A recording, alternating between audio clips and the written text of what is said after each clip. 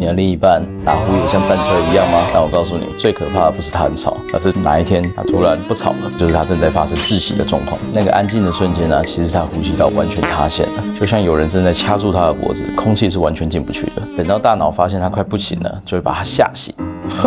整个晚上重复这样的过程几百次，心脏就像在坐云霄飞车一样。难怪他睡再久一样那么累，可能会中风，甚至猝死。那你就再也不会觉得他吵了。